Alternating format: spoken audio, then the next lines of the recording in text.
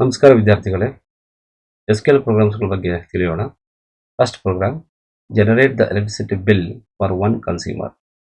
So create a table for household electricity bill with the following fields.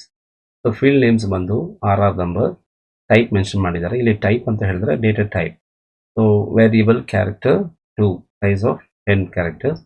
Again consumer name ಅದು ಕೂಡ variable character type ಇರುತ್ತೆ. So next billing date ಬಂದು data type ಅಂತ mention ಮಾಡಬೇಕು. Units ಅನ್ನೋದನ್ನು ನಾವು ನಂಬರ್ಸಲ್ಲಿ data ಟೈಪಲ್ಲಿ ಮೆನ್ಷನ್ ಮಾಡಬೇಕಾಗುತ್ತೆ.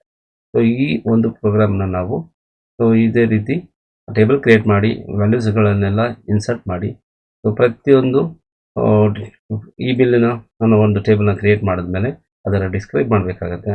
ಸೊ ಡಿಸ್ಕ್ರೈಬ್ ಎಲ್ಲ ಆಗಿ ಮತ್ತೆ ಎಕ್ಸ್ಟ್ರಾ 2 ಫೀಲ್ಡನ್ನು ನಾವು ಆ್ಯಡ್ ಮಾಡಬೇಕಾಗತ್ತೆ. ಸೊ ಆ್ಯಡ್ ಮಾಡೋದಕ್ಕೆ ನಾವು ಆಲ್ಟರ್ ಕಮಾಂಡ್ ಯೂಸ್ ಮಾಡಬೇಕಾಗತ್ತೆ.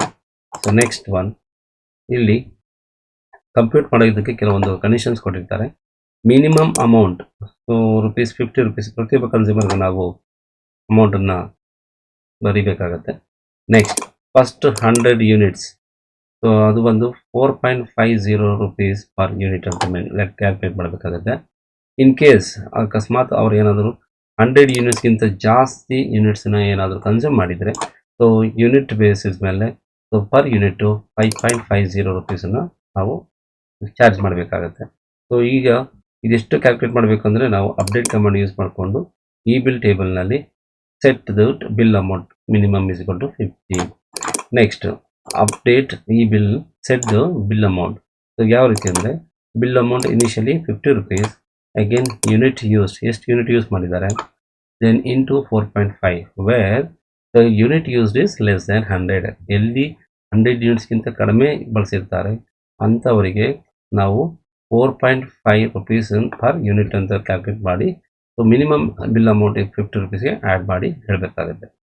ನೆಕ್ಸ್ಟ್ ಲಾಸ್ಟ್ ಒನ್ ಬಂದು ಅಪ್ಡೇಟ್ ಈ bill set bill amount is equal to bill amount ಅಂದರೆ ₹50 ಮಿನಿಮಮ್ ಪ್ಲಸ್ 100 ಯೂನಿಟ್ಗಿಂತ ಹೆಚ್ಚಿನ ರೀತಿಯಲ್ಲಿ ಏನಾದರೂ ರನ್ ಆಗಿದ್ದರೆ ಅದು ₹4.5 ಮಲ್ಟಿಪ್ಲೈ ಮಾಡಬೇಕಾಗುತ್ತೆ.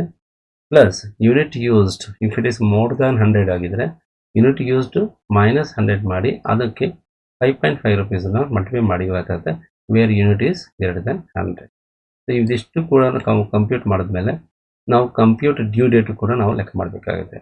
ಸೊ ಬಿಲ್ಲಿಂಗ್ ಡೇಟ್ಗೆ ಜೊತೆಗೆ ಒಂದು 15 ಡೇಸನ್ನು ನಾವು ಆ್ಯಡ್ ಮಾಡಿ ಅದನ್ನು ಡ್ಯೂ ಡೇಟ್ ಅಂತ ಮೆನ್ಷನ್ ಮಾಡಬೇಕಾಗುತ್ತೆ. ಸೊ ಅಪ್ಡೇಟ್ ದಿಸ್ ಈ bill set due date is equal to bill date plus 15.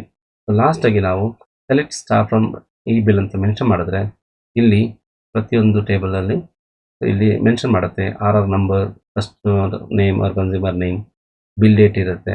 So unit ಎಷ್ಟು ಯೂಸ್ ಮಾಡಿದ್ದಾರೆ ಅನ್ನೋದು ಡಿಸ್ಪ್ಲೇ ಮಾಡ್ತಾ ಇದ್ದೀವಿ.